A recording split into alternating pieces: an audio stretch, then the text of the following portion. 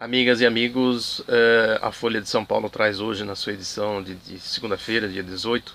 uma entrevista com o presidente da Petrobras, o Pedro Parente, absolutamente reveladora sobre um dos pontos fundamentais aí que motivaram o golpe em curso, o golpe em andamento. Só para lembrar, o Pedro Parente, ele pertence à estrutura administrativa do grupo RBS, que é o grupo que retransmite a Rede Globo em Santa Catarina e no Rio Grande do Sul, um grupo envolvido com denúncias, com maracutaias, né? Um grupo que reproduz inclusive a forma de se organizar, a forma administrativa do Grupo Globo, que é todo envolvido em todo tipo de sujeira, de denúncias, de maracutaias, de malandragens. O Pedro Parente pertence a essa estrutura e ele também participou de todos os governos de direita depois do regime militar. Já no governo do presidente Sarney, no final dos anos 1980, 88, 89, quando o governo deu aquela guinada à direita, ele participou do governo como secretário de Orçamento e Gestão do Ministério do Planejamento. E eu recordo que o então ministro da Justiça fez um ataque violento à sua política, à sua prática de promover cortes brutais no orçamento, justamente para fazer caixa que seria destinado ao pagamento de juros, rolagem da dívida interna, todo esse procedimento, essa lógica aí dos neoliberais de gestão pública, quer dizer, tirando dinheiro de investimentos, das questões essenciais para a população, no sentido de formar o caixa destinado aí ao pagamento de juros e rolagem da dívida pública. Depois ele participou do governo Collor e foi peça fundamental nos governos Fernando Henrique Cardoso, tudo sempre dentro dessa lógica da direita, dos neoliberais. Na entrevista ele revela claramente o que ele acha da Petrobras, o que ele pretende fazer na Petrobras, que é exatamente essa lógica da turma das finanças, fazer caixas aí para destinar mais recursos ao pagamento de juros e rolagem da dívida interna, que foi promovida e foi elevada de maneira violenta no governo Fernando Henrique com a sua política de juros altos, que é justamente a lógica de tirar dinheiro dos pobres para passar para os ricos. A Petrobras foi violentamente atacada nesse período, com a clara intenção de criar as condições para que ela fosse privatizada. Não foi porque eles não tiveram tempo e força política para isso. O Pedro Parente volta com essa lógica. Ele fala na entrevista, por exemplo, que a privatização é tratada como um dogma. Como se dogma fosse algo exclusivo de quem defende o patrimônio público, de quem defende a soberania nacional, de quem defende esse bem tão importante para o povo. Eu recordo aqui que nós fizemos recentemente uma edição especial da revista Princípios, que é esta aqui,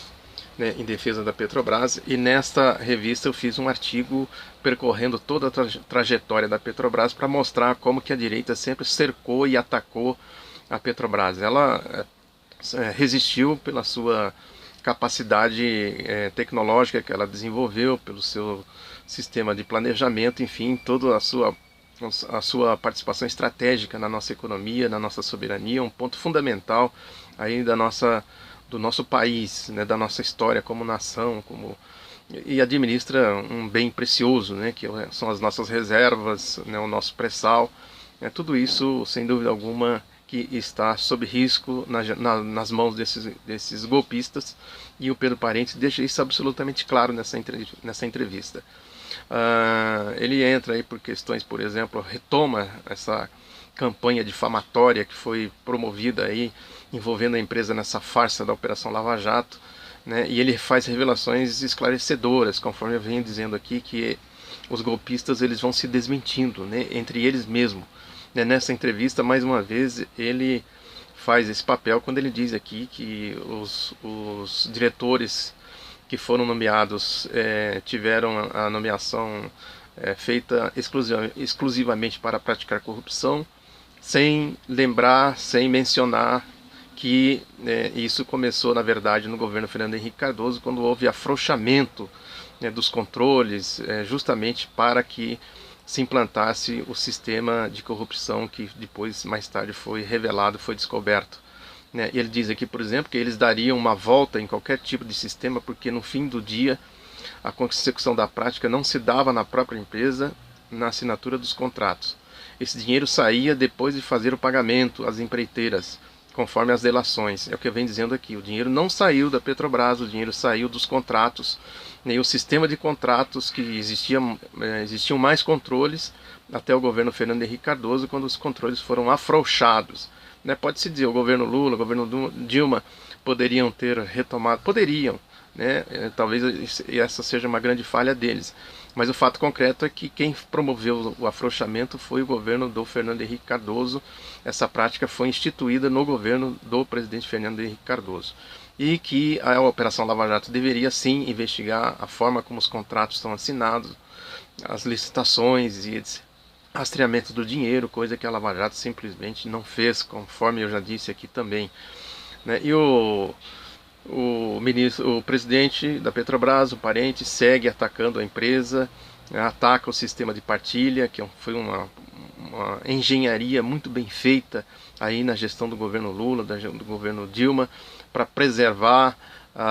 o patrimônio, a participação da Petrobras aí no pré-sal, garantir que os recursos do pré-sal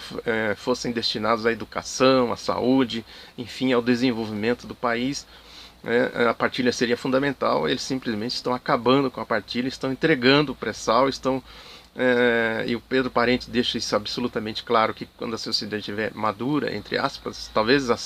esse amadurecimento seja alguma campanha de lavagem cerebral, como eles fizeram aí na Operação Lava Jato para criar essa situação toda da Petrobras, e a partir disso promover a sua privatização, como eles tentaram fazer e fizeram campanhas e mais campanhas durante a era neoliberal, quando eles reinaram absoluto no país.